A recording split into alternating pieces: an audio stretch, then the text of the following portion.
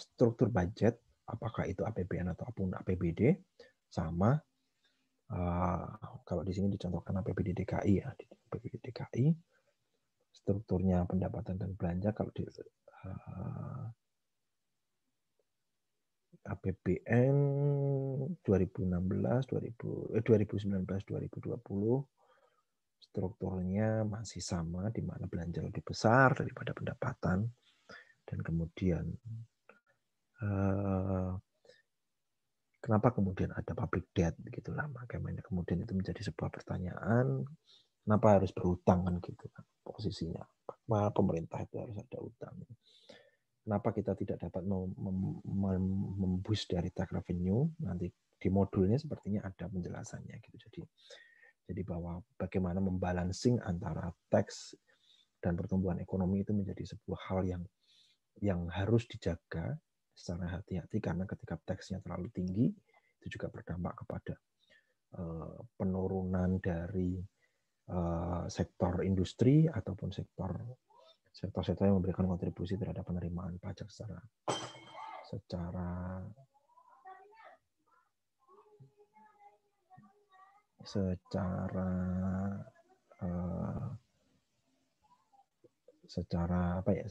menyeluruh gitulah. Makanya kemudian dibutuhkan adanya balancing antara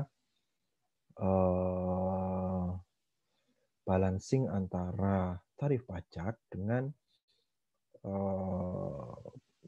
sektor perekonomian gitu. Jadi bagaimana kemudian itu bisa dikolek dengan tepat, tapi juga tidak terlalu memberatkan, tapi juga tetap memberikan kontribusi yang optimal, karena faktanya bahwa APBN itu sumber pendukung utamanya adalah dari penerimaan perpajakan. Nah, kemudian kenapa kita tidak secara sederhana mengurangi belanja untuk tetap menjaga balancing gitu, karena memang balancing dari APBN gitu, karena memang kemudian sama kayak kalian berhitung terkait dengan teori, dengan dan tanpa growth itu kan nilainya akan lebih besar gitu. Dengan growth berarti cost of equity-nya, kalau kita bawa ke teori yang kemarin, cost of equity-nya, return-nya akan lebih besar bila dibandingkan dengan tanpa growth. Hasilnya secara teori seperti itu gitu. Dan itu juga konsepnya sederhananya sama, cuy. Bagaimana kita menghitung dengan growth yang mengharuskan kemudian kita melakukan pembiayaan, tetapi dengan adanya growth itu diharapkan bahwa ada pertumbuhan ekonomi. Kalau di teori analisis laporan keuangan kan ada return-nya, cost of capital-nya yang kemudian value-nya lah, bukan cost of capital, value-nya yang lebih besar dibandingkan dengan, kalau kalian teori kemarin kan ada abnormal operating earning gitu. Jadi yang abnormalnya itu lebih besar gitu adanya. Ada kenaikan. Kalau secara normal saja itu nggak butuh kita, tapi yang ada peningkatan yang diperoleh secara signifikan melalui adanya growth yang kemudian harus membutuhkan adanya pendanaan untuk meningkatkan, untuk memboosting dari sisi belanja. Nah, itu yang teorinya sebenarnya seperti itu. Cuman kemudian apakah itu menjadi efisien atau tidak, atau efektif atau tidak, itu yang kemudian perlu kita lihat lagi. Nah, ini kenapa kita selalu komit untuk membuat defisit budget, terus kemudian kenapa kita harus mendanai defisit melalui penerbitan pinjaman dan sebagainya. Nah, itu nanti latar belakangnya bermacam-macam gitu permasalahannya. Penerbitan sama kayak penerbitan obligasi dan penerbitan bonds itu kan teorinya kan sama gitu. Kenapa kita memilih obligasi, kenapa kita memilih bonds, di pemahaman kalian terkait dengan manajemen keuangan dan analisis laporan keuangan itu konsepnya sama. Opsi yang dipilih, apakah kita milih obligasi atau kita mau pilih bonds, itu secara langsung juga menjadi dasar kenapa untuk menjawab pertanyaan ini. Jadi memang kemudian teori-teori itu yang ya setidaknya pasti konsepnya akan juga bersumber dari sektor private ya, sektor private, teori-teori yang ada di sektor private. Nah, ini pertanyaannya bahwa kemudian ada pertanyaan selanjutnya, kenapa local government itu still hanging on the central government? Jadi kenapa masih walaupun sudah dibilang desentralisasi, otonomi daerah, tetapi faktanya bahwa kebutuhan dari pemerintah daerah itu masih sangat-sangat besar, yang sumbernya dari pemerintah pusat, sehingga kemudian kita masih menjumpai di dalam postur APBN adanya transfer ke daerah dalam bentuk APBN, dalam bentuk DAU, DAK, dan sebagainya. Dana otonomi khusus. Nah, itu adalah fakta yang terjadi saat ini gitu. Jadi memang 2014 menunjukkan bahwa PAD dari 441 daerah itu 20% dari APBD-nya gitu. Artinya kalau seperti ini kan berarti 80% itu sangat-sangat masih bergantung dari transfer pusat ke daerah dari APBN.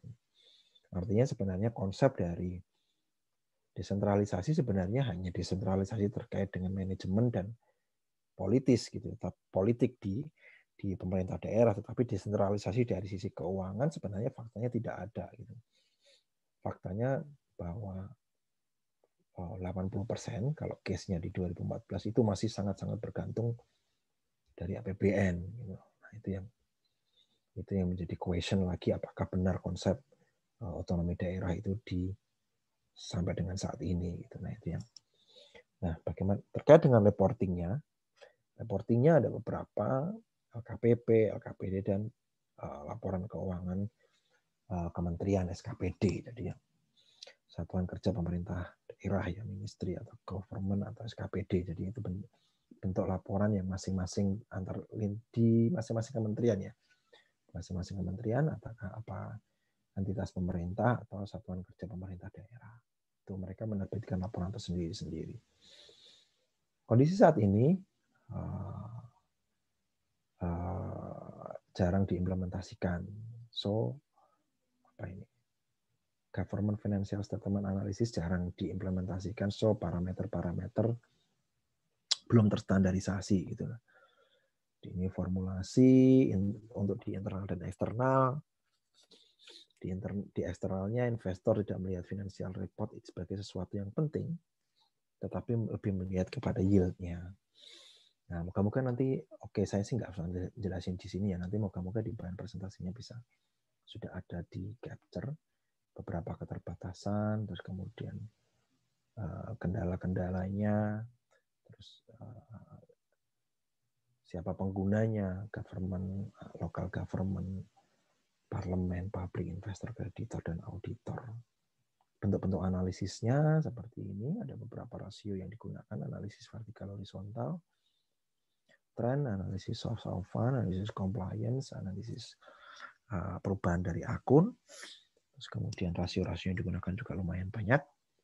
Saya juga nggak hafal semua rasionya, tapi itu istilahnya apa ya? Salah satu tools yang digunakan lah untuk melihat efektivitas dari laporan keuangan pemerintah, baik itu laporan keuangan pemerintah pusat maupun laporan keuangan pemerintah daerah. Analisis laporan realisasi anggaran, budget realization, itu namanya laporan realisasi anggaran. Ini apa ya? Income statement ya, ini balance sheet-nya. Ini income statement, ini balance realisasi anggaran dan analisis balance sheet-nya. Oke, secara garis besar sebenarnya itu. Jadi siapa yang menerima manfaatnya, tujuan dan penerimaan manfaatnya. Tujuannya lebih ke menjaga akuntabilitas, di sisi manajemen digunakan untuk analisis evaluasi performance, transparansi, yaitu bentuk sebagai pengungkapan secara transparan atas apa ya? Sebentar ya. Oke, secara general seperti itu. Untuk evaluasi performa, terus kemudian intergeneral equity itu lebih melihat bagaimana future financial projection-nya ya. Untuk melihat bagaimana ini tidak menjadi beban bagi generasi yang mendatang atas kebijakan-kebijakan APBN atau kebijakan-kebijakan yang diambil di dalam penyusunan, di dalam kebijakan, gimana yang ngomongnya, kebijakan-kebijakan yang diambil di saat ini yang direfleksikan, diungkapkan di dalam laporan keuangan pemerintah pusat itu bisa terlihat dan bisa dijelaskan bahwa ini tidak berdampak atau dampaknya itu bisa diukur untuk generasi mendatang gitu, next generation. Jadi lebih lintas generasinya, ini yang sustainability-nya lah palingnya dilihat, itu yang kemudian menjadi key point-nya. Kemudian performance evaluation ya sama seperti tadi, analisis rasio. Government, local government dan national government yang memperoleh. Ya, kalau saya melihat lebih dari sisi national government yang lebih terdampak manfaatnya ya. Kalau local government saya nggak tahu apakah kemudian ini menjadi sesuatu yang memberi value added atau hanya just mandatory karena ini adalah arahan atau kewajiban dari pemerintah pusat. Tapi itu subject to discuss lah mungkin dengan nanti buat kita sama-sama ngobrol. Oke, secara garis besar seperti itu. Saya persilahkan untuk Mas siapa ya? Tadi Mas Samuel untuk dan timnya untuk presentasi. Saya coba sebentar, ini ada. Monggo Mas Samuel dipersilahkan. Baik, Pak. Izin share screen ya, Pak. Ya, silakan, Mas.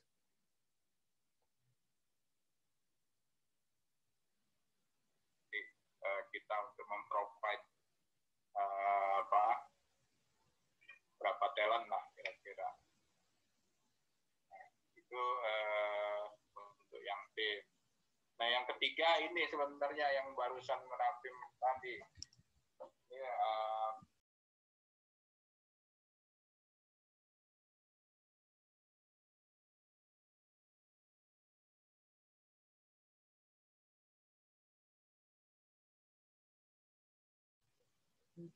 Monggo Mas Samuel dipersilahkan untuk mulai dan timnya. Oke.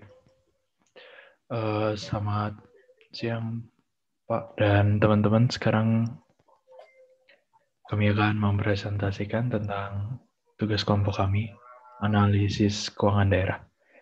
Mas Indra ada nggak? Anggota kelompok kami ada 8 orang. Ayu absen 4, Vena absen 10, Mei absen 13, Firza absen 15, Jidan 17, Nabila 18, Salma 26, dan saya sendiri 27 Samuel. Yang pertama kita akan membahas tentang ruang lingkupnya.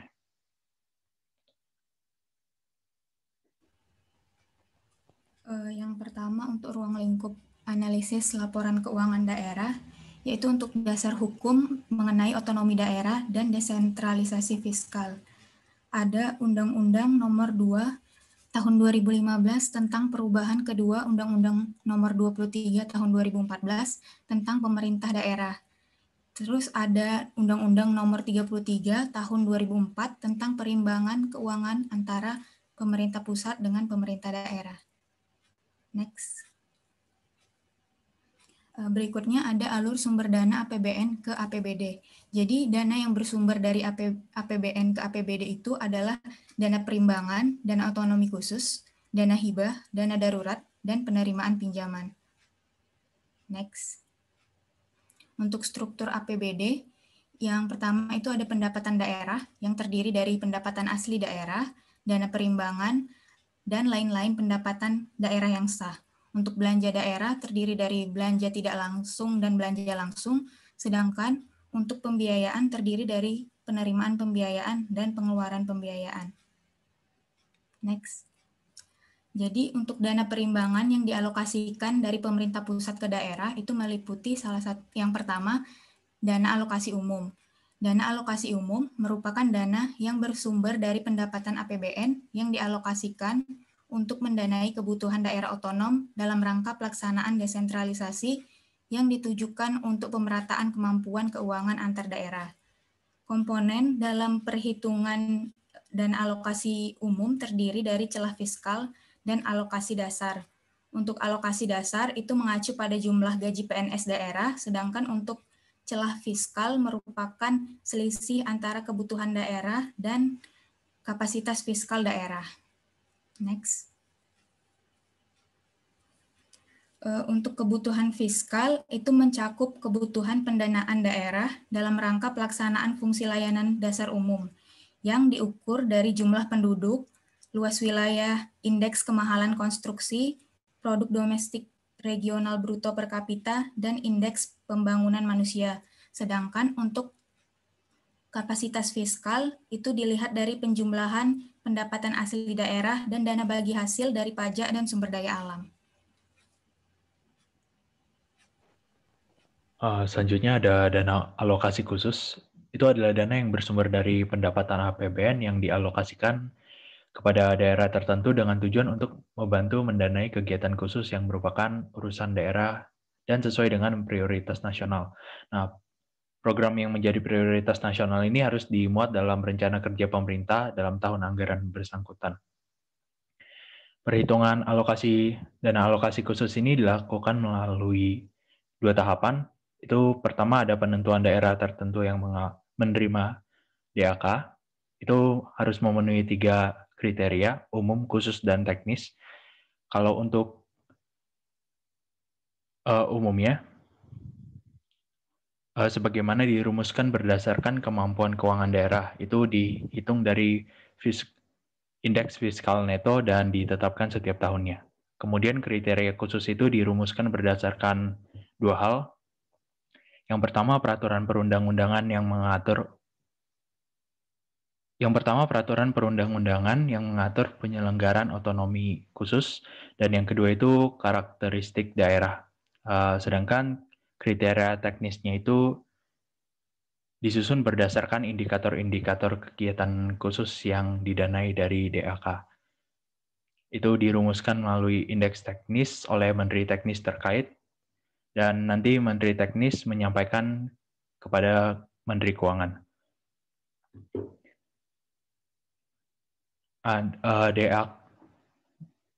Ada 19 bidang yang didanai dana alokasi khusus ini.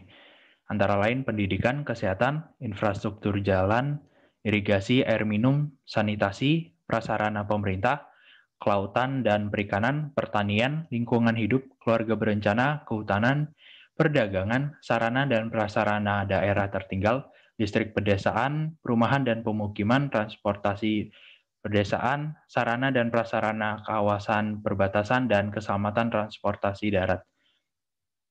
Dan nanti 19 bidang ini itu dibagi jadi 2 jenis. Pertama fisik dan non-fisik.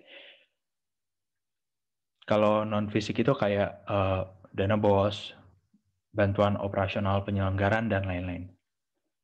Oke, selanjutnya kita punya dana bagi hasil. Sebentar.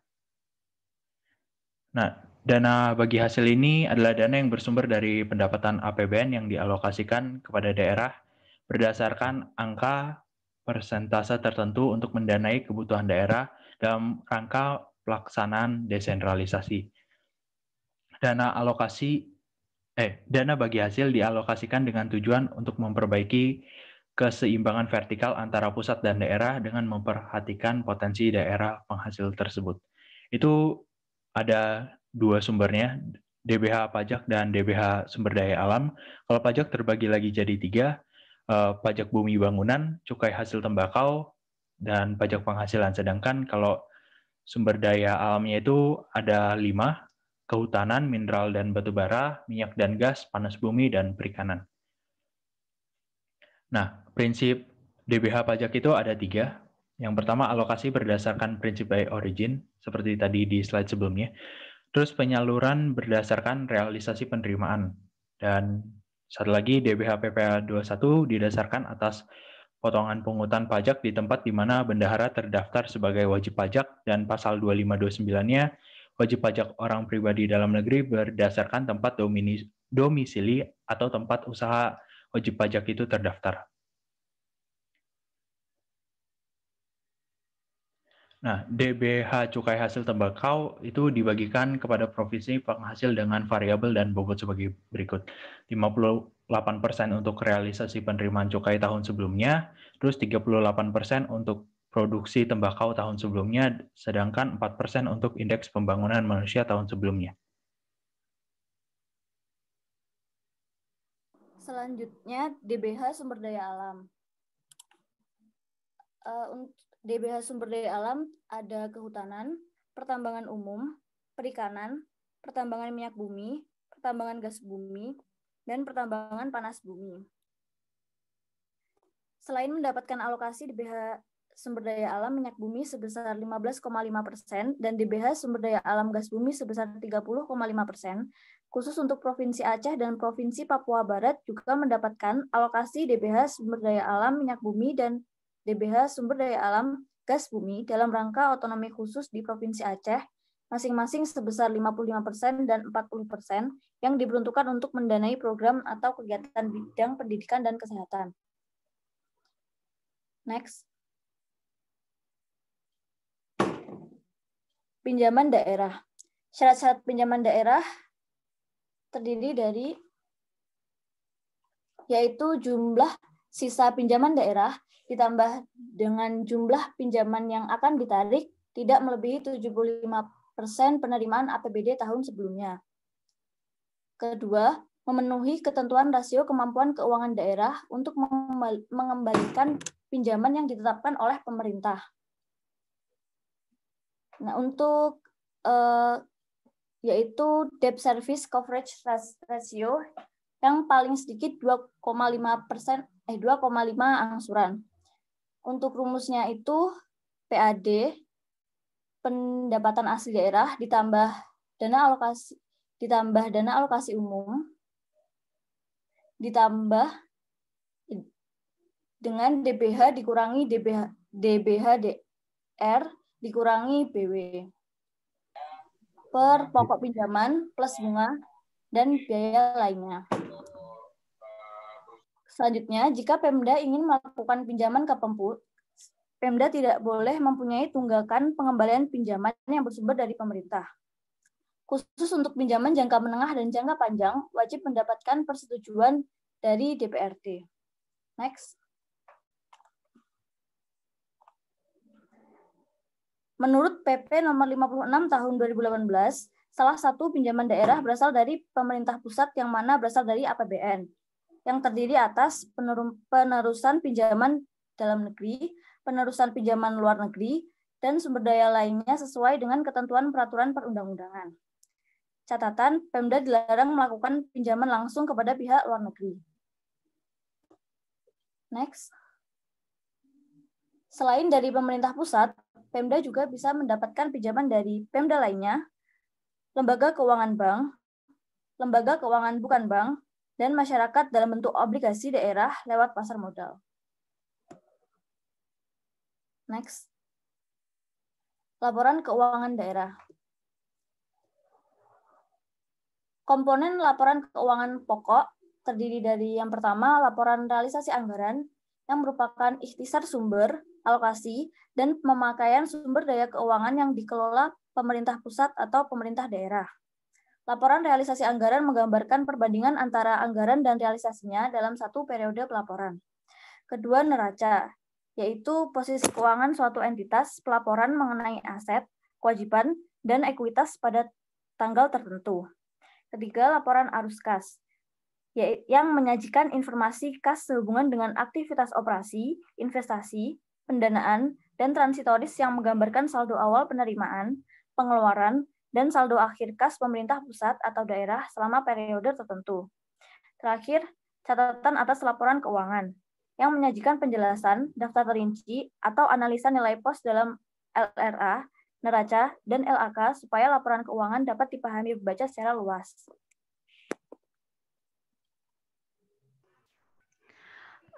LRA memiliki perbedaan dengan LAK, yaitu pada bagian untuk tujuan pelaporan, LRA memberikan informasi mengenai realisasi atas anggaran entitas yang telah diterapkan. Kemudian LAK memberikan informasi mengenai sumber dan penggunaan kas. Kemudian ruang lingkupnya untuk LRA berlaku untuk setiap laporan yang memperoleh anggaran berdasarkan APBN ataupun APBD, namun tidak termasuk perusahaan negara ataupun daerah. Kemudian LAK, ruang lingkupnya adalah berlaku untuk penyusunan LAK Pemda, pemerintah pusat, satuan organisasi di lingkungan tersebut, ataupun organisasi lainnya. Kemudian standar akuntansi yang digunakan LRA yaitu PSAP nomor 2 dan diperjelas di Permendagri nomor 64 tahun 2013. Sedangkan LAK menggunakan PSAK nomor 2 dan diperjelas di PSAP nomor 3. Untuk LRA memiliki unsur laporan keuangan pendapatan, belanja, transfer, surplus atau defisit, penerimaan pembiayaan, pengeluaran pembiayaan, pembiayaan neto, dan silpa atau sikpa. Sedangkan LAK memiliki unsur laporan keuangan, aktivitas operasi, investasi, dan pendanaan. Dan yang lain-lain yaitu LRA tidak menyajikan transaksi non-anggaran, sedangkan LAK menyediakan transaksi non-anggaran. Lanjut. Selanjutnya ada fungsi laporan keuangan pemerintah. Laporan keuangan pemerintah itu dia bisa menyediakan informasi mengenai yang pertama yaitu kecukupan penerimaan periode berjalan untuk membiayai seluruh pengeluaran. Jadi kelihatan gimana cara pemerintah untuk membiayai pengeluarannya. Yang kedua, ada kesesuaian cara memperoleh sumber daya ekonomi dan alokasinya dengan anggaran yang ditetapkan dalam peraturan perundang-undangan. Lalu yang ketiga, ada jumlah sumber daya ekonomi yang digunakan dalam kegiatan entitas pelaporan serta hasil-hasil yang telah dicapai. Ini bisa dilihat di laporan income statement. Yang keempat, ada bagaimana entitas pelaporan mendanai seluruh kegiatannya dan mencukupi kebutuhan kasnya. Yang keempat ini bisa dilihat di laporan arus kas, di mana pengeluaran kas dan biar seimbang sama financing-nya. Yang kelima, ada posisi keuangan dan kondisi entitas pelaporan berkaitan dengan sumber-sumber penerimaannya, baik jangka pendek maupun jangka panjang, termasuk yang berasal dari pungutan pajak dan pinjaman. Yang terakhir, fungsi dari laporan keuangan pemerintah yaitu perubahan posisi keuangan entitas pelaporan, apakah mengalami kenaikan atau penurunan sebagai akibat kegiatan yang dilakukan selama periode pelaporan. Next. Nah, yang habis itu ada tujuan analisis laporan keuangan. Ada 5. Yang pertama itu akuntabilitas. Jadi pemerintah itu harus mempertanggungjawabkan pengelolaan keuangannya dan menyajikannya kepada laporan keuangan kepada masyarakat.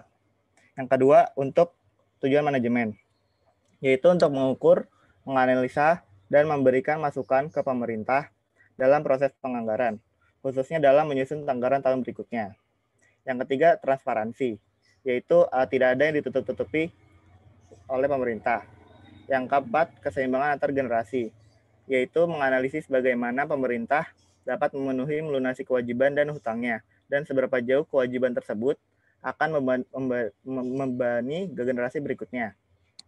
Yang kelima, ada evaluasi kinerja. Laporan keuangan juga mempunyai tujuan untuk agar bisa dilihat gimana kinerja pemerintah, keuangan pemerintah. Next. Jadi keterbatasan dalam analisis LKPD itu ada 5. Pertama, laporan pemerintah masih berbasis kas. Kemudian, informasi dalam laporan keuangan sangat umum dan tidak spesifik. Ketiga, subjektivitas sangat tinggi karena asumsi ataupun estimasi. Keempat, informasi yang ada kebanyakan bersifat kuantitatif. Kemudian yang kelima, laporan keuangan lebih terfokus ke kondisi keuangan dibandingkan kinerja. Next. Kemudian manfaat menganalisis LKPD yaitu kita dapat menilai ketergantungan finansial dari pemerintah daerah dalam mendanai otonomi daerah.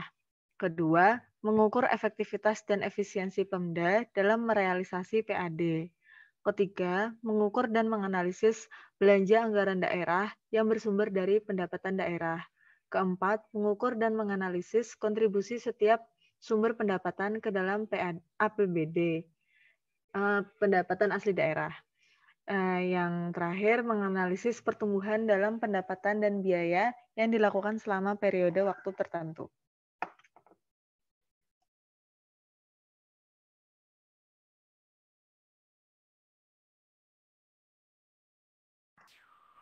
Kemudian pengguna analisis laporan keuangan daerah itu pengguna adalah pihak-pihak yang berkepentingan terhadap laporan keuangan pemerintah. Pengguna termasuk masyarakat, legislatif, lembaga pemeriksa ataupun pengawas, pihak yang memberi atau berperan dalam proses donasi, investasi, dan pinjaman, serta pemerintah. Underwriters mungkin tidak umum terdengar, tetapi lain halnya untuk kepentingan para analis. Dalam penelitian Drebin et al. Dalam Jonas Pendlebury menjelaskan bahwa orang yang berkepentingan terhadap pemerintah, yaitu stakeholder, dapat dikelompokkan sebagai berikut. Pembayar pajak, pemberi dana bantuan, investor, pengguna jasa, karyawan, pemasok, dewan legislatif, dan manajemen. Manajemen adalah pemerintah itu sendiri, pemilih, dan badan pengawas.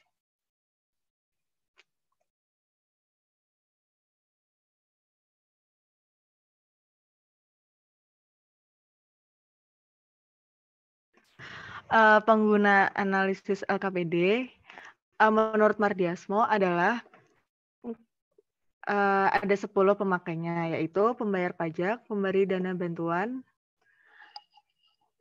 investor, pengguna jasa, karyawan, pemasok, dewan legislatif, manajemen, pemilih, dan badan pengawas.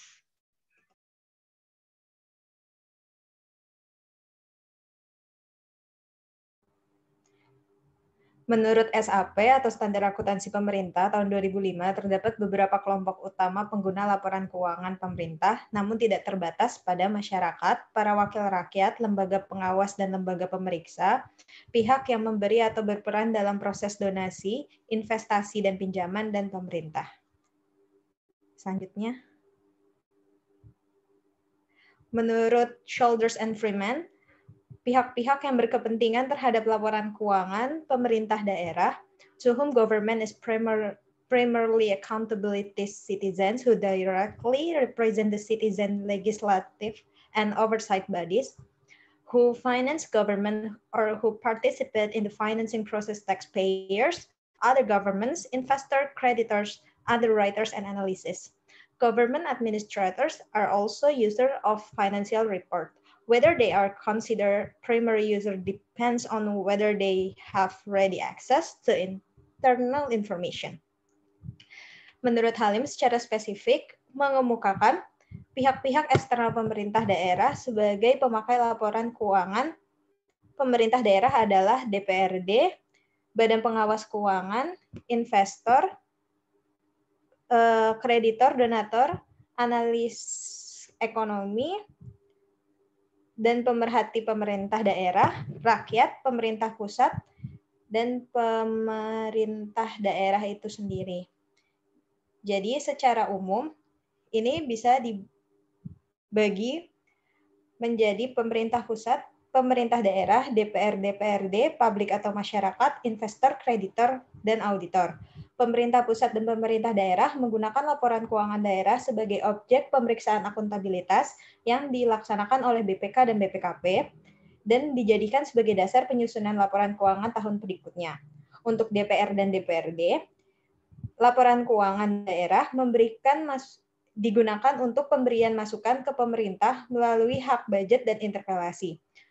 Untuk publik dan masyarakat, laporan keuangan daerah ini digunakan sebagai acuan untuk kita mengetahui di mana pajak kita bermuara. Untuk investor, laporan ini akan memberikan informasi tentang kondisi keuangan dari suatu daerah. Karena investor itu pasti selalu ingin tahu apakah modal yang mereka berikan itu digunakan secara tepat atau tidak. Untuk kreditor, sama seperti investor tadi, laporan ini memberikan informasi tentang kondisi keuangan suatu daerah. Nanti kreditor memanfaatkan informasi tersebut untuk dijadikan acuan apakah kreditor akan menolak atau menyetujui pinjaman yang diajukan. Kalau untuk auditor menggunakan laporan keuangan daerah untuk melakukan audit di daerah tersebut yang nantinya hasil auditnya akan digunakan oleh pihak-pihak lain yang berkepentingan. Selanjutnya. Selanjutnya masih membahas mengenai pengguna analisis laporan keuangan pemerintah daerah. Pemakai utama laporan keuangan daerah di Indonesia adalah masyarakat, Dewan Perwakilan Rakyat Daerah, Badan Pengawas, komponen yang berpartisipasi dalam proses pendanaan pemerintah daerah, yaitu pembayar pajak, dan pemerintah lain. Pemerintah lain ini dapat berupa pemerintah pusat dan pemerintah daerah lain. Dalam Peraturan Pemerintah Nomor 24 Tahun 2005 tentang Standar Akuntansi Pemerintahan, disebutkan bahwa laporan keuangan untuk tujuan umum adalah untuk memenuhi kebutuhan pengguna. Selanjutnya,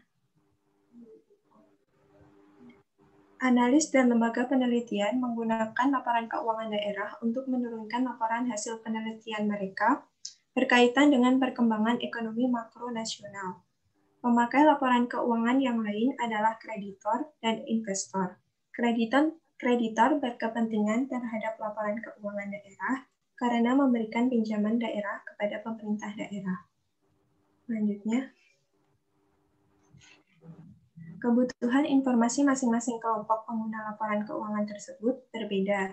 Oleh karena laporan keuangan tidak dibuat untuk memenuhi kebutuhan spesifik dari masing-masing kelompok, maka informasi yang disajikan dalam laporan keuangan harus bertujuan umum untuk memenuhi kebutuhan informasi semua kelompok pengguna. Hal ini sesuai dengan Peraturan Pemerintah Nomor 24 Tahun 2005 tentang Standar Akuntansi Pemerintah. Selanjutnya. Ya, sekian. Ya, boleh. Ya. Sekian presentasi dari kelompok 2 terkait ruang lingkup, tujuan, dan pengguna dari analisis laporan keuangan pemerintah daerah. Kepada teman-teman atau Pak Bogi dipersilakan jika ada yang ingin dipertanyakan terkait materi kami. Materinya bagus, penyajiannya bagus. Tinggal teman-temannya monggo ada yang mau didiskusikan atau ditanyakan. Sebelum nanti kita ngobrol sama-sama. Izin bertanya. Ya, silakan Reza. Ya, saya Reza urut 22 mau bertanya terkait ini. Kan secara umum laporan keuangan itu digunakan untuk menilai kinerja suatu perusahaan atau entitas. Tetapi hal ini justru menjadi keterbatasan dalam laporan keuangan daerah.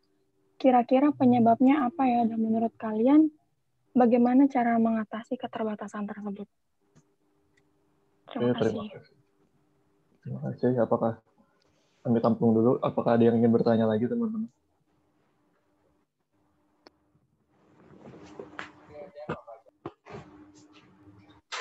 Mungkin 3-3 atau gimana dulu deh.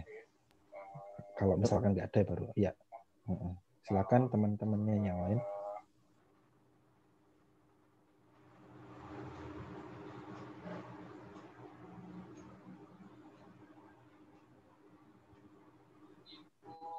Kalau belum ada langsung dijawab aja nggak apa-apa, Mas.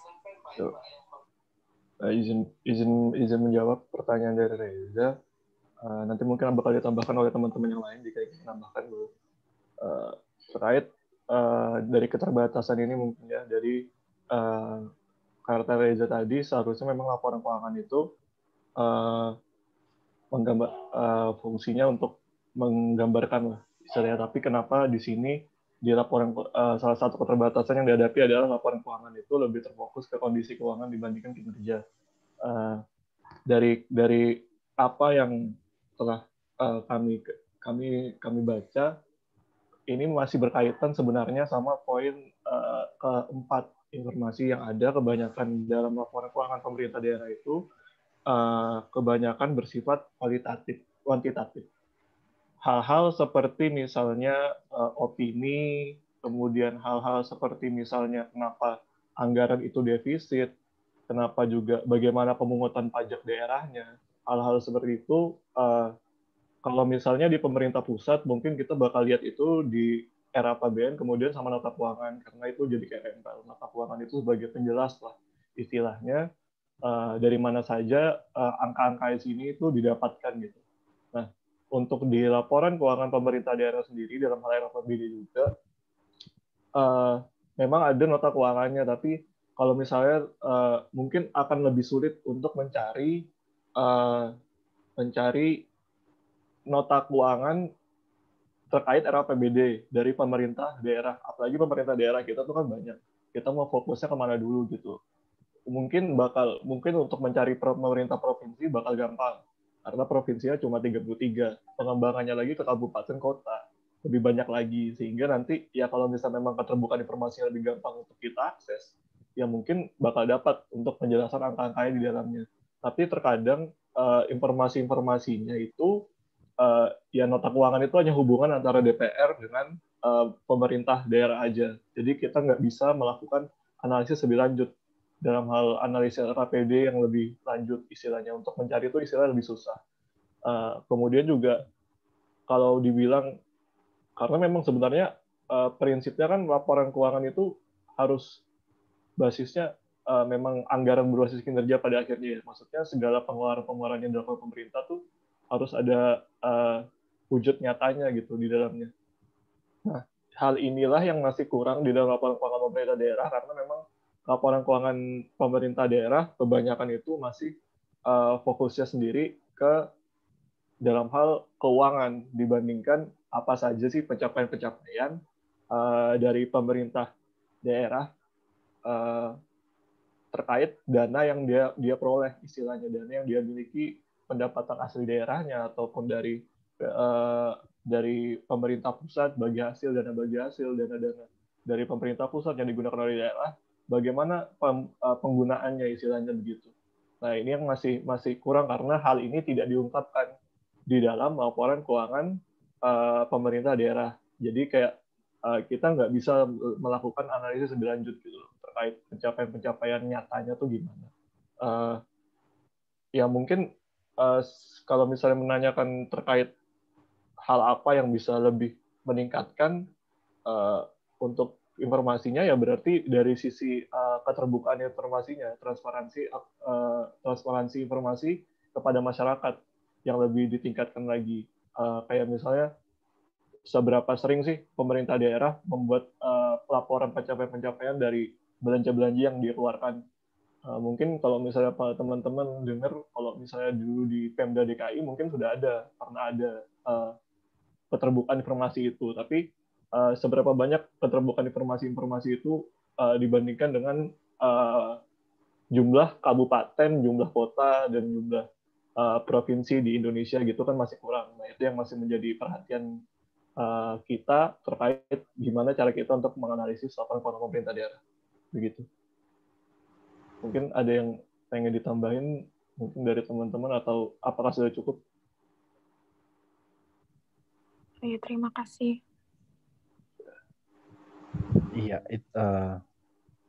tadi benar ya yang disampaikan Mas Idan tadi, memang ya itu memang kondisinya yang saat ini terjadi. Jadi memang ya balik lagi bahwa kemudian kebutuhan objektifnya kadang kalau di pemerintah daerah itu lebih ke mereka yang melaksanakan mandatori aja gitu, bahwa ini menjadi sebuah ketentuan yang harus disusun laporan keuangan. Kemudian yang penting itu barangnya selesai dulu gitu, ada gitu. Nah, itu yang kemudian masih sebatas itu. Ya mungkin ada tadi seperti yang disampaikan Mas Idan, ya ada beberapa Pemda yang memang bagaimana mereka kemudian menginformasikan ke masyarakatnya dananya dipakai untuk apa, rencananya seperti apa, terus kemudian dan alokasinya seperti apa, terus apa-apa yang akan dilakukan. Itu sudah ada juga Pemda yang seperti itu. Tapi mungkin jumlahnya nggak sampai dari 20% dari total jumlah pemerintah daerah yang ada gitu ya. Jadi memang pada lagi fokus ke reporting masih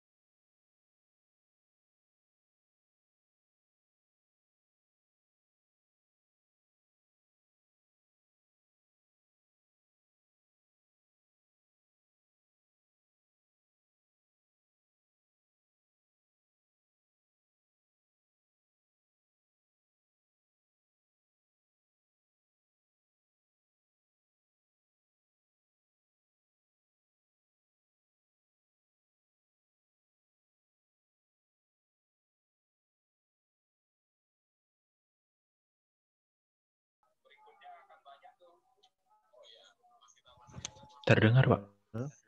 Udah denger ya? Ini saya tapi video off ya. Soalnya IndiHome-nya putus, nggak tahu ini kenapa. Siap, Pak. Siap. IndiHome-nya putus, jadi ya ini masih tethering pakai HP dan zoom-nya double. Kacau. Atau ini mau di stop share juga, Pak? Nggak apa-apa sih. By the way, itu tolong di foto dulu, Mas. Oh, siap. Siap. Nggak apa-apa sih kalau stop share sih, nggak masalah. Saya berarti foto dulu ya. Sebentar saya buka dulu videonya. Sebentar, Mas.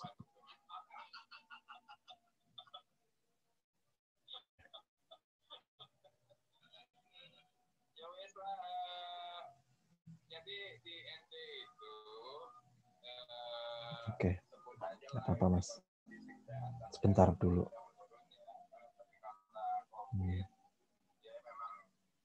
Mau slide-nya ditayangin juga nggak apa-apa sih, Mas. Nggak apa-apa di slide-nya ditayangin.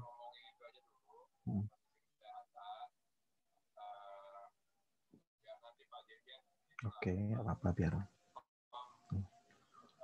Nanti, ntar saya kecilin dulu ini. Kalau sudah, saya izin matiin. Takutnya koneksinya nggak kuat. Ini pakai satu HP, pakai 2 Zoom soalnya. Satu pakai tethering. Oke ya, makasih, Mas. Siap. Satu pakai tethering, satu pakai meeting.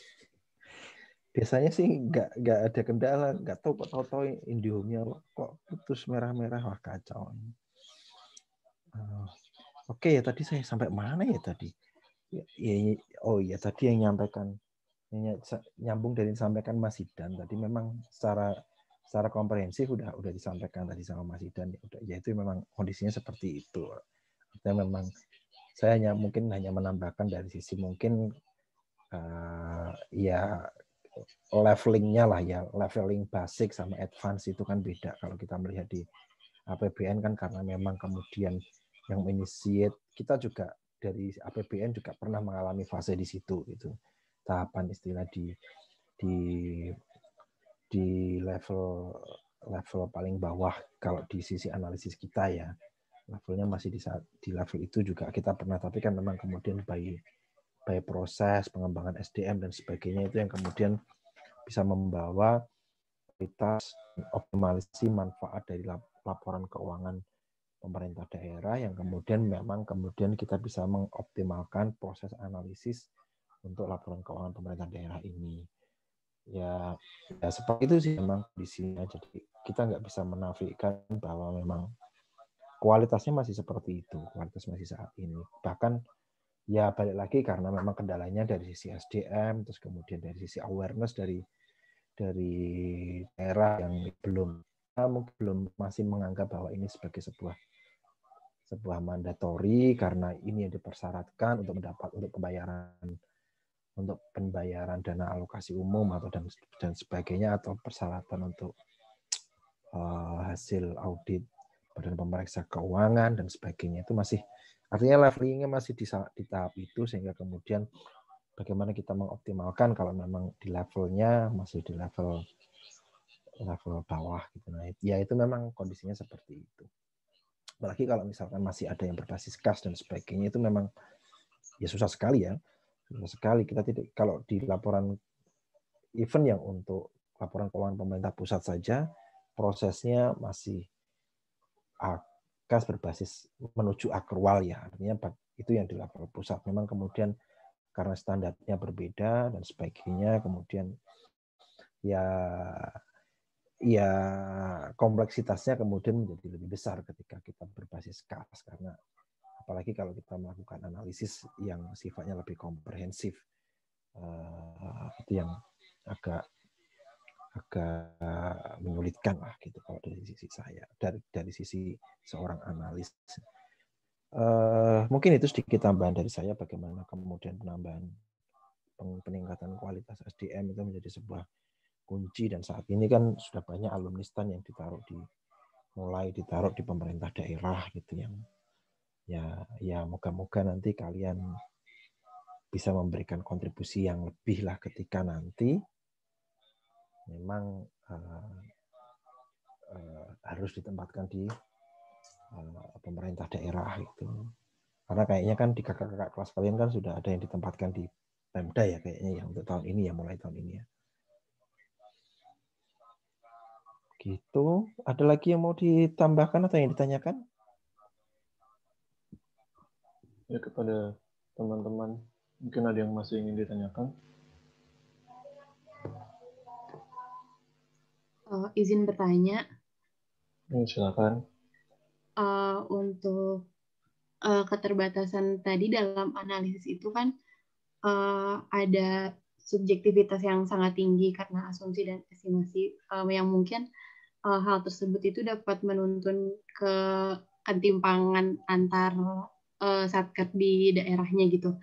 Nah, dari pemerintah pusat sendiri itu apakah ada semacam aturan gitu atau acuan agar antar satker di daerahnya itu tidak terlalu terjadi ketimpangan yang jauh gitu. Ya gitu sih. Oke, terima kasih. Akan ditampung dulu, mungkin ada teman-teman yang lain yang ingin bertanya.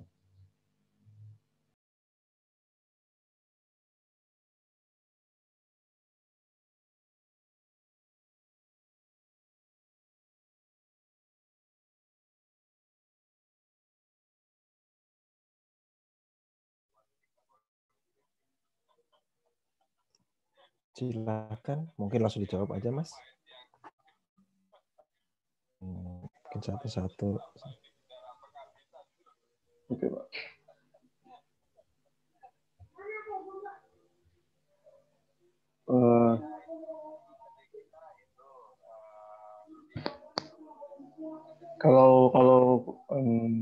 Jadi kalau saya ngelihat di subjektivitasnya terkait keterbatasan ini, subjektivitas sangat tinggi karena asumsi atau estimasi. Ini ya asumsi, ya ini kan jadi kayak sebenarnya hal yang wajar karena memang salah satu dari keterbatasan kenapa laporan keuangan itu bisa terjadi friksi antar satu dengan yang lainnya itu kan karena memang salah satunya karena estimasi yang jadi faktor yang menyebabkan kenapa terjadi ketimpangan yang seperti Fajar katakan tadi. Dan bagaimana, yang pertanyaannya sekarang salah satunya misalnya ambil contoh ya, kalau misalnya estimasi misalnya estimasi biasanya sih dilakukannya di penganggaran biasanya. Berapa besar PAD yang akan diperoleh nantinya, itu yang menjadi patokan dari pemerintah daerah untuk pengajuan ke DPRD masing-masing gitu. Dan estimasi ini tentu berbeda satu sama lain. Ambil contoh misalnya estimasi ya berapa perkiraan PAD misalnya dari pajak daerah, mungkin pasti tiap daerah berbeda satu sama lain. Bahkan pajak daerah pun juga berbeda-beda satu sama lain. Itu kan jadi hal yang lumrah lah. Dan menurut saya pribadi, apa sih hal yang bisa dilakukan oleh pemerintah pusat untuk menghindari ketimpangan ini? Kalau misalnya mungkin nanti bisa ditambahkan mungkin oleh Pak Bogi, misalnya kalau misalnya di lapangan keuangan daerahnya seperti apa. Tapi kalau menurut saya, kalau misalnya masih dalam tahapan penganggaran, terutama dalam estimasi perkiraan berapa pendapatan yang bakal diperoleh, berapa biaya yang bakal dikeluarkan, itu kan nanti ada proses antara DPRD dengan pemerintah daerah, dan di situ sebenarnya ada check and balance juga istilahnya, terkait sewajar apa pendapatan daerah itu diperkirakan, seberapa wajar penerimaan suatu daerah dibandingkan dengan yang lain. Sebenarnya masalah ketimpangan juga menjadi faktor yang utama kenapa hal ini tuh masih ada istilahnya dana bagi hasil, dana alokasi umum. Hal ini menjadi wajar ya, karena memang ada daerah yang punya penghasilan asli daerah yang tinggi, ada daerah yang punya penghasilan daerah yang rendah. Dari situ saja itu sebenarnya bisa menjadi patokan lah istilahnya untuk realisasinya pun itu ada perbedaan gitu. Realisasinya pun itu ada perbedaan. Jadi kalau misalnya memang ditanyakan hal apa yang bisa menghindarkan estimasi ini, kalau misalnya dalam hal perencanaannya dan nantinya direalisasi, ya dalam hal dana bagi hasil, memang tidak bisa dipungkiri sih untuk pengembangannya sendiri sampai daerah-daerah yang masih terlalu tergantung dalam hal pengolahan keuangan daerahnya dari pusat mampu untuk maju, ya mungkin memang pendapatan itu masih bakal berbeda, masih bakal terjadi ketimpangan satu sama lain. Jadi ya jadinya ya seperti itu sih kalau menurut kelompok kami, karena estimasi ya terjadi di anggaran. Aku jujur kurang tahu kalau misalnya memang di laporan keuangan bagaimana, apakah ada hal estimasi yang timpang yang terlalu berlebihan mungkin. Tapi kalau misalnya terkait pendapatan yang atau misalnya belanja-belanja dilakukan pada saat proses penganggaran, hal ini aku rasa sih wajar, estimasi-estimasi yang berbeda satu sama lain, karena memang ada tingkatan-tingkatan yang berbeda antar daerah, dan upaya pemerintah pusat ya salah satunya dengan program ya yang sudah direncanakan dari dulu, dana alokasi umum, dana alokasi khusus untuk daerah-daerah tertentu, dan bahkan juga ya dana bagi hasil disesuaikan dengan daerah masing-masing, itu kan sudah menjadi patokan untuk meratakan apa sih istilahnya dulu, kalau nggak salah keadilan vertikal atau horizontal, kayaknya itu deh, kesejahteraan horizontal atau vertikal yang maksudnya antar daerah satu sama lain itu sama gitu, itu yang masih perlu dicapai itu upaya pemerintah. Karena sekali lagi mungkin bakal ada peraturan-peraturan yang sudah ditetapkan, tapi pada akhirnya juga karena ada otonomi daerah, maka cakupan kuasa pemerintah pusat kepada pemerintah daerah itu ya nggak sebanyak itu, karena pada akhirnya juga pemerintah daerah yang perlu memperhatikan daerahnya sendiri gitu. Mungkin dari Pak Bogi ada yang bisa ditambahkan, Pak? Mungkin jawaban saya ada yang salah. Iya, makasih Mas Idan. Jadi memang secara umum kalau kita mencoba untuk memirorkan ya antara ini proses analisis ini kan lebih bagaimana kalau kita bawa ke konteksnya di analisis laporan keuangan sektor private yang korporasi, ya bentuk-bentuk analisisnya kan memang kemudian apakah kita analisisnya pakai dalam satu laporan keuangan common size gitu, atau kita melakukan analisisnya dengan peer di dalam satu sektor, satu level industri yang sama, itu kan enak gitu kalau di dalam sektor private. Sementara kalau di sektor publik memang kemudian even yang di sektor privat aja kita masih belum, kita mempunyai keterbatasan di sini, bahwa kemudian satu line industri itu kondisinya juga belum tentu sama, terus kemudian asumsi-asumsi yang digunakan juga bisa jadi berbeda, sehingga kemudian kita tidak bisa secara apple to apple membandingkan bahwa satu perusahaan dengan di level industri yang sama di dalam sebuah klaster yang sama itu comparable atau tidak gitu. Nah, itu yang even yang di sektor private itu seperti itu, apalagi ini di sektor publik yang variabelnya sangat-sangat banyak gitu. Variabel-variabel pembentuknya untuk sebuah laporan itu sangat-sangat beragam dan potensi dispute-nya banyak gitu. Beberapa tadi sudah disampaikan Mas Idan bahwa ya kalau bagaimana kemudian asumsi perhitungan PAD-nya dan kemudian asumsi penetapan DAU DAK-nya juga berbeda. Ya istilahnya mungkin kompleksitas permasalahannya akan sama dengan yang ya mungkin lebih kompleks lah. Permasalahannya sama dengan di sektor private. Untuk memperbandingkan memang harus selektif ya, kita minimal karena di sini kita nggak tahu sebuah Pemda itu, saya terus terang saya nggak tahu di dalam regulasi di pemerintah daerah, di Kemendagri itu apakah Pemda ini dikategorikan Pemda di level ABC misalkan ya, tipe A, tipe B, tipe C gitu kan. Kalau memang ada clustering seperti itu kan enak jika kita melakukan analisisnya. Tapi kalau ini masih menjadi mix, semuanya Pemda masuk semuanya dengan kategori ini nggak tahu, jadi hutan belantaranya semuanya di situ semua, dan kita mau menganalisis, kita even untuk mengcompare kita nggak ngerti nih. Ini kita mau perbandingkan bahwa laporan keuangan Pemda ini lebih baik dari Pemda yang lain. Ini perbandingannya apa gitu. Maksudnya kita ngambil sampel yang mana gitu. Maksudnya Pemda ini dibandingkan dengan Pemda yang mana. Itu kan masih istilahnya ranah hutan belantaranya itu sangat-sangat banyak gitu loh. Siapa yang di dalam hutan belantara itu binatangnya semuanya ada, kita mau ngambil binatang yang mana? Kecuali kalau sudah di clustering. Ini Pemda ini tipe A, atau kita mau men-scrutinize berdasarkan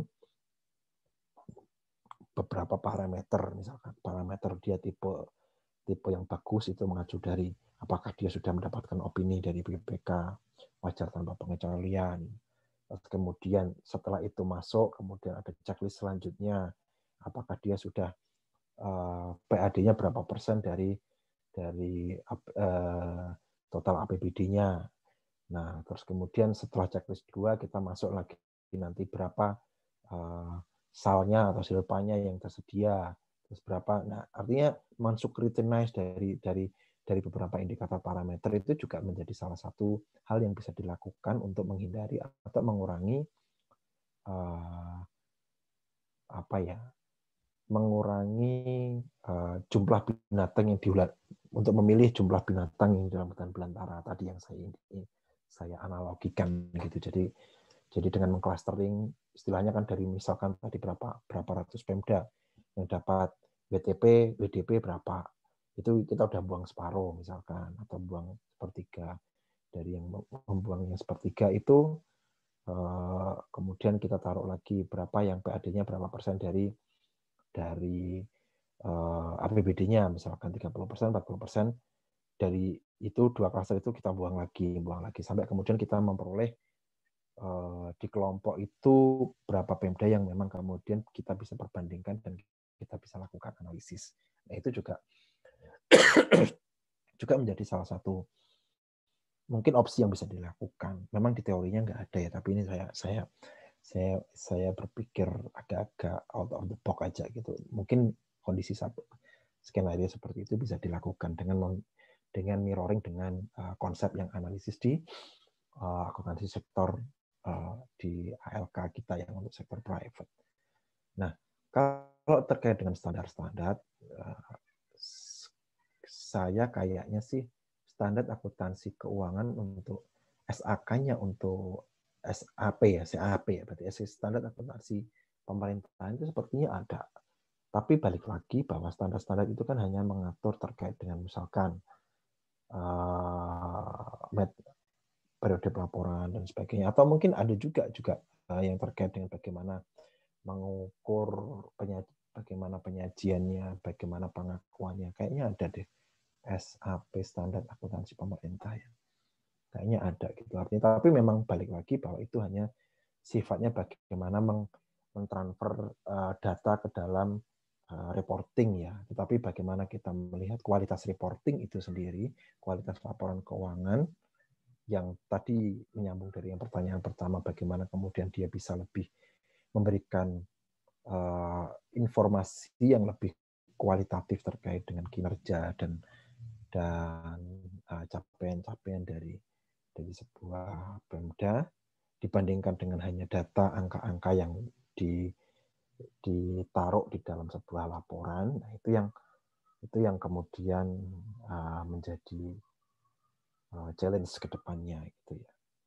Saya yakin sih adalah Pemda-Pemda yang mungkin mempunyai kualitas yang ya tidak hanya narasi, tidak hanya kualitatif, tidak hanya kuantitatif angka-angka, tapi kemudian dinarasikan di dalam catatan laporan keuangan yang lebih prediktif analisis dan memberikan informasi yang lebih.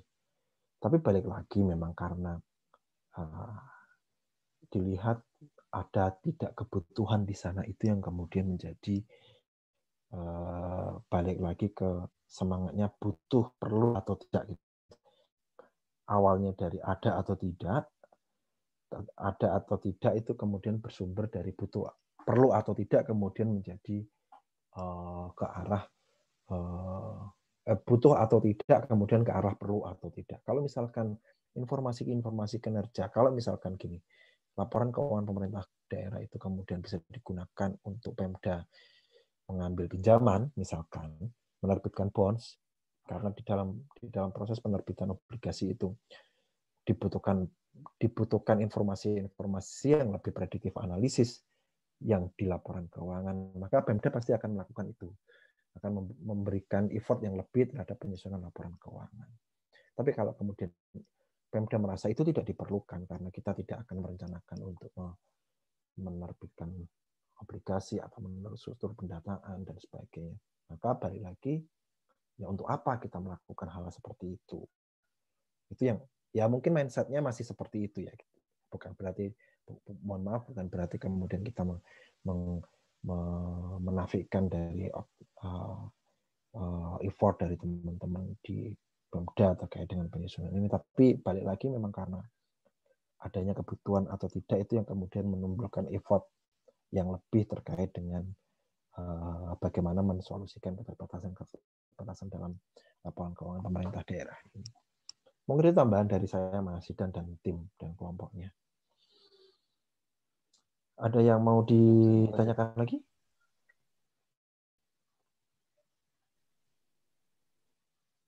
Oke, kalau tidak, gimana Mbak? Untuk kelompok G dan L, saya mau bertanya. Tadi kan salah satu keterbatasan dalam analisis LKPD itu laporan keuangan lebih terfokus ke kondisi keuangan dibanding kinerja. Boleh dijelaskan lagi nggak cara lain dari evaluasi kinerja yang tadi? Selain dari menilai perkembangan dan kinerja keuangan pemerintah, apakah ada cara lain selain dari yang tadi itu? Terima kasih. Mungkin ada yang ingin menjawab, teman-teman kelompok.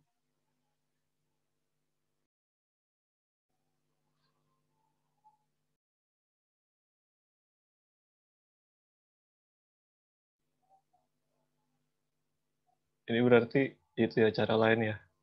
Maksudnya untuk menilai kinerja pemerintah gitu. Cara lain dibandingkan apa nih? Dibandingkan analisis LKPD gitu atau apa? Ada yang slide juga. Maaf, slide keberapa tadi?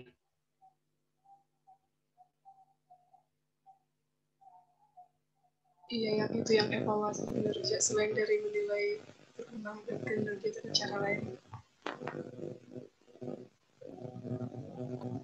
Mungkin kalau suaranya putus-putus mungkin bisa disampaikan via chat aja biar nanti bisa dilihat sama-sama.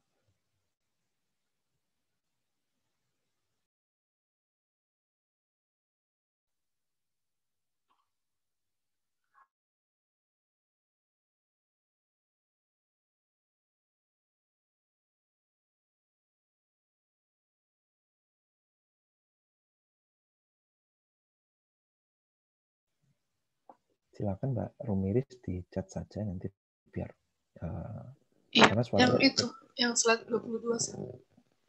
Suaranya putus-putus. Yang Di saya tentang, kalau di tempat yang lain. Yang tentang evaluasi kinerja tadi, ada nggak cara lainnya selain dari menilai perkembangan dan kinerja keuangan pemerintah?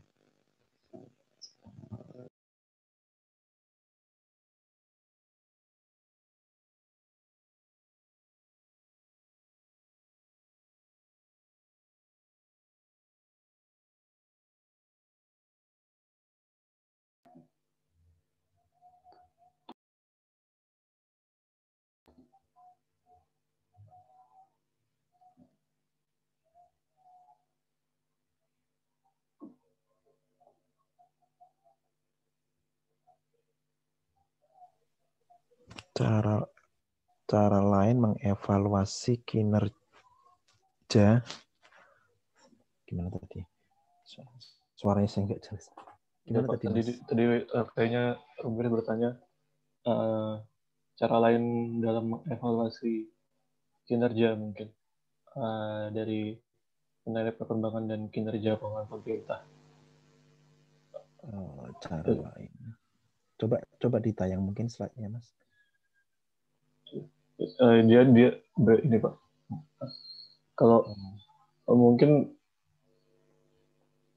ya kalau misalnya ini kan terkait tujuan, kemudian tujuan paling akhir ya, itu adalah evaluasi kinerja. Nah, evaluasi kinerja itu penjelasannya adalah untuk kita tuh dengan adanya analisis ini kita bakal menilai gimana sih perkembangan dan kinerja keuangan dari pemerintah. Nah, itu kita bisa lihatnya dari laporan keuangan pemerintahnya. Misalnya ambil contoh dari laporan keuangan itu kita bisa diharapkan dengan adanya analisis laporan keuangan itu kita bisa tahu dari mana pemerintah itu memperoleh pendapatannya. Misalnya komposisi pendapatan daerah itu didominasi dari sektor mana sih? Nah, itu kita bisa tahu. Kemudian dari evaluasi yang dilakukan pemerintah, dilakukan oleh orang dari pihak yang melakukan analisis, dari evaluasi itu diharapkan nanti dari evaluasi tersebut bisa tersusun lah gimana sih proyeksi keuangan di masa depannya gimana. Misalnya di sektor, misalnya aku ambil contoh dari daerah saya sendiri, misalnya di Kalimantan Timur, pertambangan, mungkin pertambangan dalam hal pendapatan sekarang masih besar, terutama untuk Kalimantan Timur sendiri, karena memang sektor pertambangan menjadi penyumbang PAD yang paling besar lah di daerah Kalimantan Timur. Tapi dalam hal jangka panjang, dalam hal pemikiran rencana jangka panjangnya, apakah bakal terus bergantung sama pertambangan? Tentu hal ini kan menjadi pertanyaan. Nah, ini bisa jadi salah satu faktor evaluasinya karena kontinuitas dari pendapatan pertambangan itu kan apalagi sekarang sudah mulai menurun nih istilahnya dibandingkan dengan tahun-tahun sebelumnya. Nah, itu akhirnya perlu ditumbuhkan sektor-sektor baru, terutama kalau sekarang lebih ditingkatkan lagi buat peningkatan pariwisata. Jadi sektor pariwisatanya lebih ditingkatkan agar supaya saat nanti pendapatan pertambangan tidak bisa lagi diandalkan, mungkin bisa ditutupi oleh sektor-sektor lain, terutama dari misalnya dari sisi pariwisata. Seperti itu sih. Jadi kalau menurut kami, ya evaluasi kinerja itu bukan hanya menilai, tapi juga melakukan perkiraan efek samping, melakukan perkiraan di masa depan itu hal apa yang akan bisa dilakukan. Jadi evaluasi berarti kan ibaratnya ya tidak hanya menilai, tapi juga melakukan perbaikan ke depannya, apa hal yang bisa dilakukan oleh pemerintah daerah untuk peningkatan kualitas dari pengelolaan keuangan dan juga kualitas dari output yang diberikan kepada masyarakat. Seperti itu. Gimana mungkin?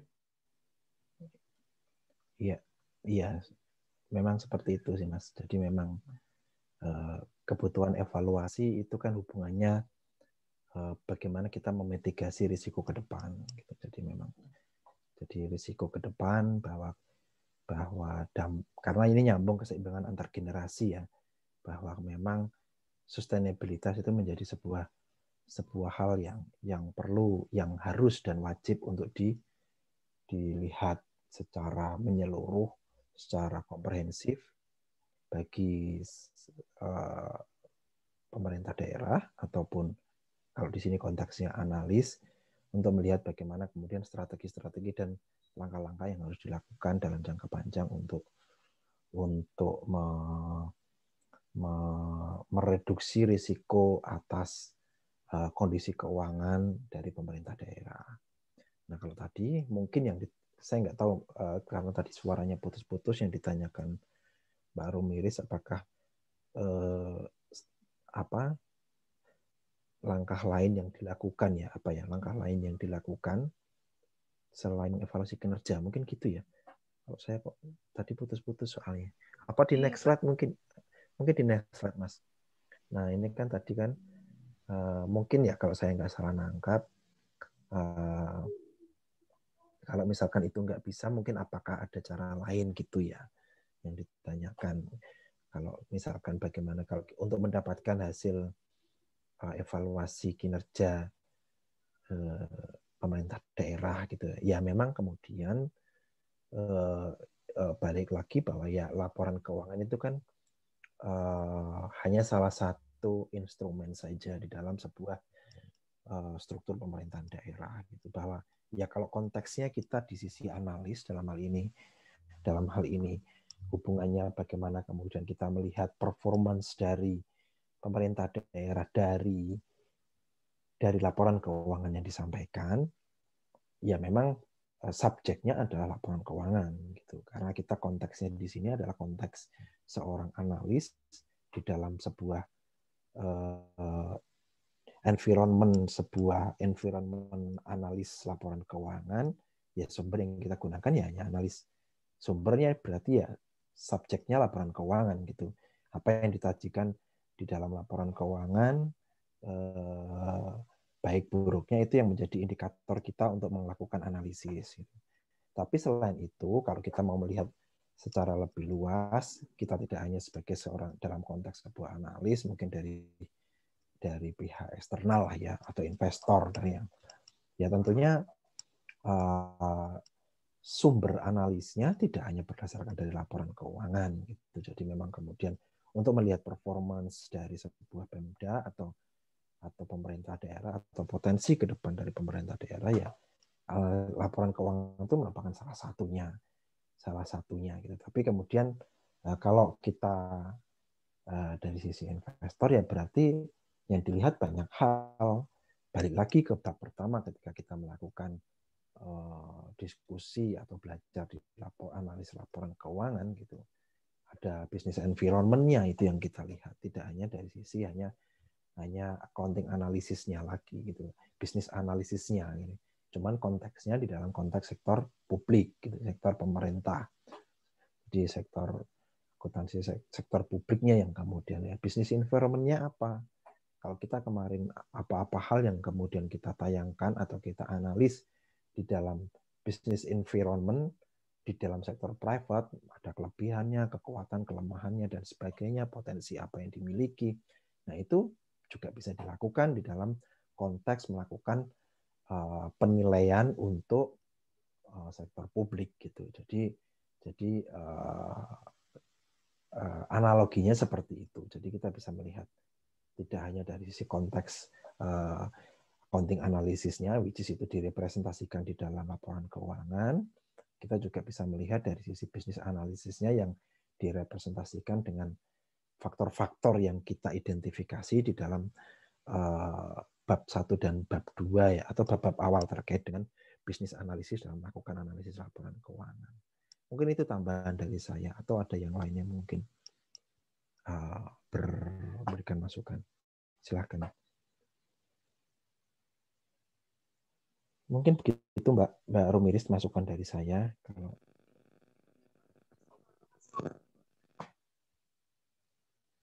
Oke, kalau sudah tidak ada lagi yang mau ditanyakan terkait dengan materi kita pada kesempatan sebelumnya. Saya terima kasih dengan kelompok berapa ini? Timnya Mas Idan kelompok berapa sama Mas? Kelompok 2, Pak. Kelompok 2. Ini evaluasi dari non substansi ya. Dari sisi presentasi menggunakan ini karena kalian sebentar lagi akan masuk di dunia kerja. Jadi salah satu hal yang mungkin akan menjadi poin lebih buat kalian adalah bagaimana kemudian kalian menyusun presentasi seperti ini. Karena saya yakin ketika kalian masuk, kalian pasti akan berhadapan dengan hal kayak gini. Kalian akan diminta untuk menyampaikan, membuat hal-hal seperti ini, membuat presentasi yang bagus dan membuat. Nah, kalau yang ideal seperti yang saya tayang tadi, itu adalah bentuk presentasi official yang memang kemudian itu digunakan untuk untuk feeding Bu Menteri gitu. Presentasi model seperti itu. Di sana ada infografis, data, tabel, terus kemudian narasi, ya kompleks lah gitu. Jadi memang nah ilmu itu kalian harus pelajari dan kalian harus kuasai karena memang kemudian kalau saya di level kepala seksi dan sebagainya pasti saya akan menyuruh kalian untuk menyiapkan presentasi seperti itu. Jadi modalnya sudah bagus, modalnya dari kelompok ini coba melihat dari secara keseluruhan dari awal tadi sampai dengan akhir. Soalnya di kelompok sebelumnya, di kelas sebelumnya itu presentasinya macam-macam gitu. Ada presentasinya, ada SpongeBob-nya. Terus kemudian ada apa lagi tadi ya? Ya mungkin nggak official, ya nggak tahu ya, mungkin karena mungkin seleranya dan berbeda gitu. Tapi lebih banyak ornamen-ornamen yang mungkin itu justru akan mengganggu dari bagaimana kemudian kita memahami substansi yang akan kita sampaikan di dalam presentasinya. Jadi memang bagaimana kemudian menyusun ini dalam sebuah informasi yang bagus dan kemudian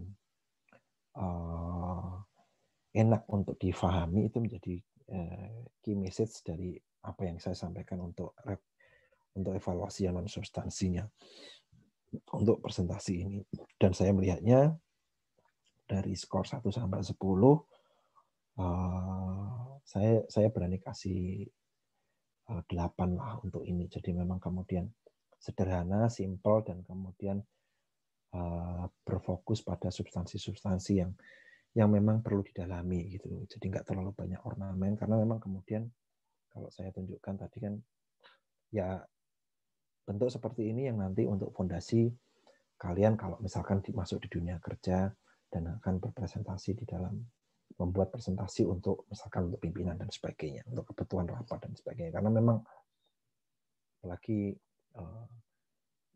perkembangannya sudah sangat-sangat dinamis dan menurut saya untuk semuanya di kelompok ini, di kelas ini memang harus mempunyai bekal ini, bekal bagaimana menyusun presentasi yang ya kalian bisa untuk membuat presentasi yang sifatnya memang versi kalian, tetapi untuk membuat presentasi yang sifatnya official di dalam dunia kerja itu kalian butuh experience, dan saya merasa kelompok ini sudah memiliki modal yang bagus untuk itu gitu, untuk membuat presentasi yang official gitu. Jadi memang lebih terfokus di dalam materi-materi yang dan menggunakan warna-warna yang simple, sederhana, dan eye-catching gitu. Jadi nggak terlalu wordy, nggak terlalu banyak ornamen, simple, dan ya mungkin kurangnya hanya satu. Biasanya di dalam presentasi itu ada outline-nya, dan outline-nya di awal gitu. Jadi di awal setelah judul nanti outline-nya apa-apa aja yang mau disampaikan. Misalkan kalau tadi ada keterbatasan, terus kemudian step-step dan sebagainya itu dituangkan di dalam outline. Kemudian dan kayaknya strukturnya saya nggak tahu, feeling kok saya tadi melihatnya strukturnya kebalik ya. Jadi malah hal-hal yang sifatnya manfaat, terus kemudian manfaat, tujuan. Ini kan biasanya di poin-poin awal ya, bukan di poin-poin akhir. Kalau ini kan malah ditaruh di poin-poin akhir ya. Nah, harusnya yang pertama di pertama ini halaman pertama ya. Pertamanya ini ya Mas ya, Mbak ya. Yang pertama dasar hukum. Nah, mungkin dasar hukum, tujuan, latar belakang itu di poin-poin awal. Terus kemudian baru kita masuk di bentuk-bentuk struktur APBD ya, struktur APBD, terus kemudian instrumennya, metode perhitungannya, dan sebagainya. Nah, ya saya bisa maklum lah, karena anak accounting itu pasti yang hubungannya dengan rumus dan formula itu ditaruh di awal, itu biasa itu memang nature-nya kalau anak-anak akuntansi kayak gitu, karena memang passion-nya lebih melihat itu sebagai sesuatu yang pertama yang harus dilihat. Tapi untuk ke depan mungkin strukturnya tadi dibuat online-nya, terus kemudian dari yang isu general dulu masuk ke isu gedenya, ke isu kecilnya, kemudian ke isu khususnya, yang paling khusus kayak yang tadi yang misalkan disusun dari bahan presentasi yang saya tayangkan di pertama kan gitu. Isu generalnya bagaimana itu COVID di dunia, perekonomian di dunia, terus kemudian COVID di Indonesia, terus perekonomian di Indonesia, terus baru masuk ke postur APBN, poin-poin di APBN dari skop yang paling besar ke skop yang kecil-kecil gitu strukturnya. Ini untuk pemahaman atau pengetahuan buat kalian saja. Jadi biar kedepannya untuk membuat presentasi untuk semuanya biar strukturnya lebih seperti itu. Dan saya yakin nggak semua dosen akan mengasih tahu seperti itu. Kadang kan dosen hanya fokus di substansi, materi dan sebagainya. Tapi karena kalian nanti akan masuk di dunia kerja, bentar lagi kalian mungkin akan magang. Bisa jadi ini menjadi modal yang bagus buat kalian untuk nanti bisa melihat bagaimana kondisi real di dunia kerja dan salah satunya bagaimana menyusun presentasi yang bagus untuk di dunia kerja. Mungkin itu dari saya. Terima kasih dari Mas Samuel dan Mas Idan dan tim atas presentasinya. Well done, saya appreciate dan mungkin bisa di-share ke teman-teman yang lain untuk pegangan misalkan nanti untuk bahan belajar bersama. Ada yang mau ditanyakan sebelum saya tutup kelasnya?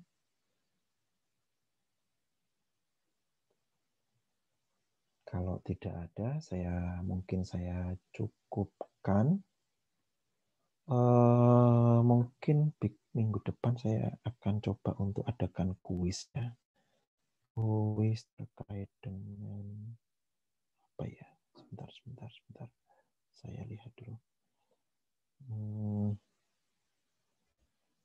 Mungkin analisis laporan keuangan.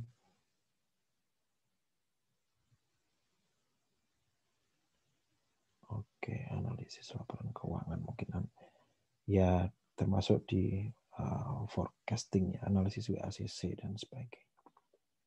Nanti coba mungkin minggu depan lah ya kita lihat sama-sama.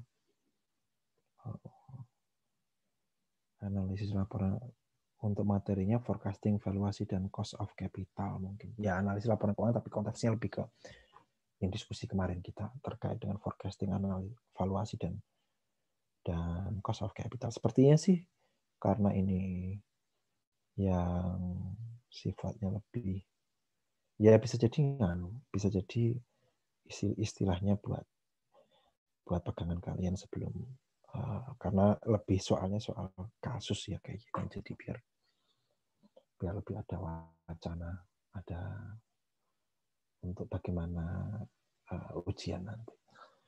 Oke, itu saja kelas pada kesempatan siang hari ini. Mohon maaf tadi pagi agak galau untuk ya atau tidaknya, tapi ya terpaksa saya mendua sebelah juga presentasi rapat dengan pimpinan, jadi ya mungkin kiri kanan kalau nggak berkurang membuat karya nyaman, ditambah lagi tadi kendala operasional, wifi-nya down dan sampai sekarang kayaknya belum benar, jadi saya pakai tethering, jadi mungkin oke.